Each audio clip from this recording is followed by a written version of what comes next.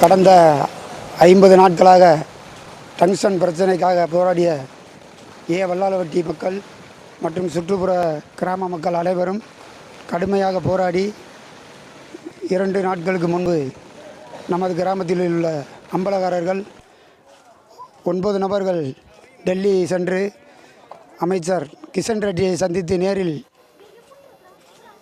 நமது பிரச்சனைகளை கூறியுள்ளார். அதற்கு மத்திய அரசு